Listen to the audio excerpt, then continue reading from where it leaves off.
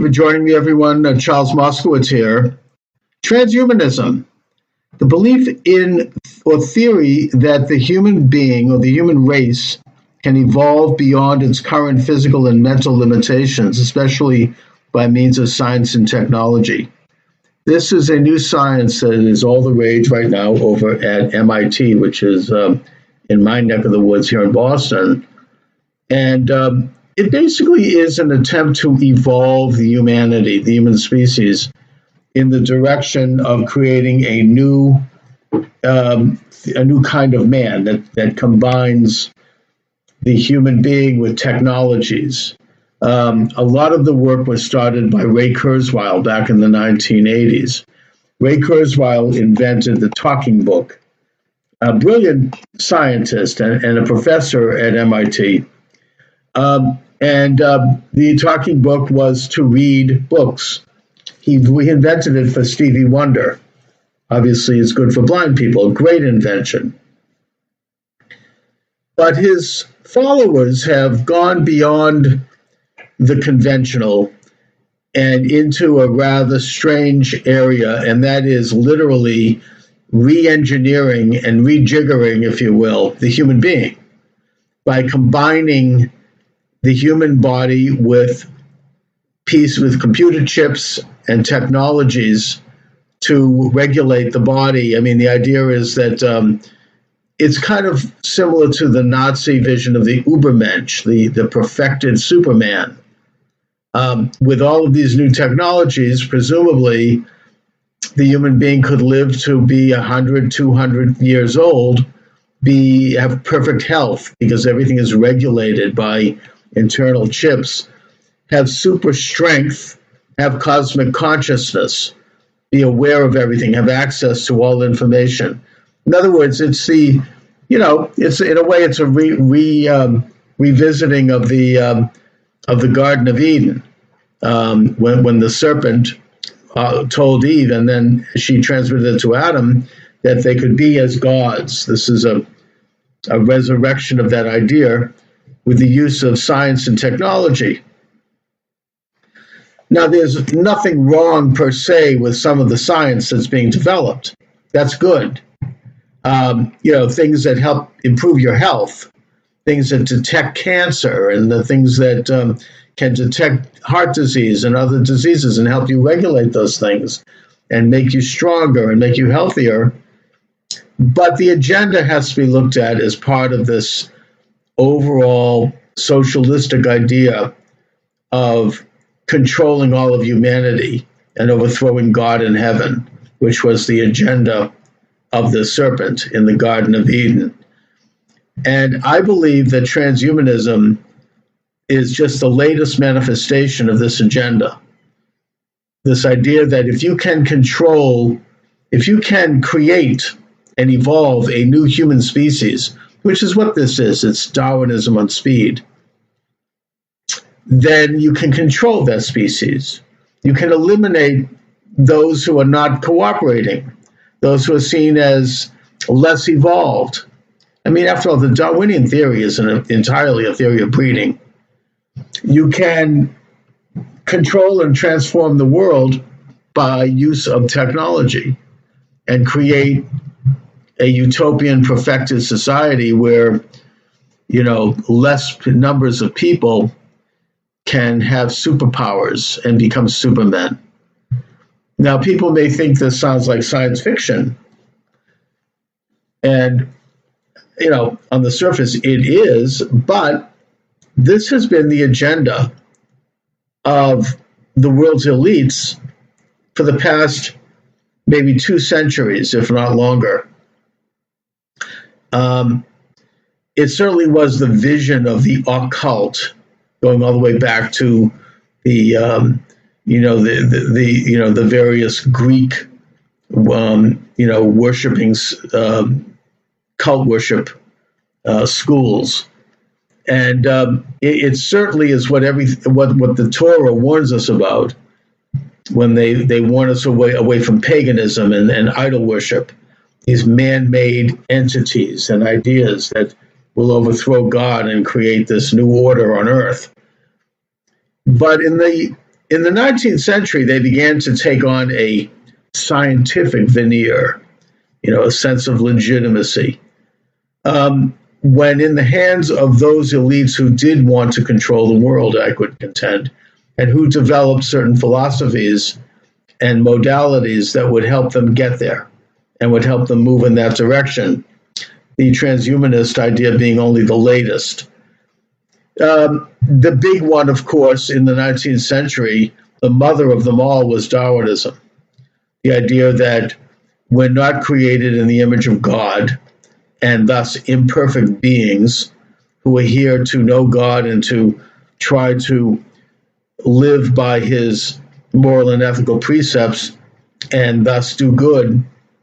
Instead, we're nothing more than evolved animals, that we're, the stronger survive, the weaker fall by the wayside, and that through umpteen million years of breeding with superior species, what Darwin called, what did he call it, a natural selection, out would pop a new species, right? The idea was then, this was the ultimate, elitist control mechanism, which is why Darwin's book became an international hit in 1859, and why it was promoted by Huxley, whose grandson, Julian Huxley, was the founder of UNESCO, and his other grandson, Aldous Huxley, was a sort of a Pied Piper of the use of drugs and heightened consciousness, and who tried to warn us in a way with his book Brave New World. And the idea was that if man is evolving as an animal, then it is the obligation, the scientific obligation, indeed the moral imperative, for societies to get rid of less evolved animals or animals that threaten the progress as they saw it, and to enhance those who are seen as more progressive or more fit biologically. And the idea was then embraced by Marx, who praised Darwin, who dedicated his book Capital to Darwin, who was a contemporary of Darwin in London, probably knew him, who knows, and whose cousin, fellow Darwinian Francis Galton, developed the idea of eugenics, which was a more formal and scientific means of breeding. I mean, after all, if breeding is what's making us better and superior and moving into a superior species, why not do it scientifically? That was Galton's view. And that's, part of the establishment view to this day, I would argue. The other science quote that came about that at that time was sociology. I'm studying sociology right now at college, and I'm realizing that sociology, which was developed first by Auguste Comte, who was a contemporary of Marx and who believed in the worship of humanity as opposed to the worship of God, it is the science of society, how to study how society works, what makes up society, with the idea of controlling society. Once they develop these tools of understanding what makes people act and what they respond to as external stimuli, then those things can be controlled. And this idea of sociology was furthered by Edward Bernays, who was a cousin of Freud and who wrote the book Propaganda, and who is considered the father of public relations and marketing. How to change people's tastes, how to change people's perceptions by use of clever marketing techniques and by the setting up of heroes and idols, in a sense, not necessarily in the ancient sense, but movie stars, rock stars, anyone who was venerated as somehow having some greater knowledge than everyone else, and then marketing them to the public so that they can then influence society and change society by publicly advocating certain things or by living certain lifestyles. Psychology. Well, so then let me go through this. So sociology is the science of society and societal control. Psychology would be the science of the psyche, how to control the human mind control. Now, I'm not suggesting that there aren't very good things in these sciences. In fact, I'm actually planning on working on a book about sociology from a conservative perspective, because if sociology is done right, then it's very politically incorrect. It actually does take a look at certain things and ideas and beliefs that are damaging and why. But you see, sociology is controlled by the socialists and the change agents and the elitists who also developed, Darwinism and psychology, and that people like myself and thinkers who are outside of that genre are not welcome. We're not going to be heard. And that those who are using these sciences as a way toward developing this new man, this evolved species, this world control, that's the real function of it. They will be heard. And then finally, the final piece of the puzzle, besides these so-called sciences, and they are sciences, but the way they're used, is the use of the occult, which is the ancient art of superstition and worship of supernatural that is other than God. This is the very thing that the Lord God in the Torah warns us about.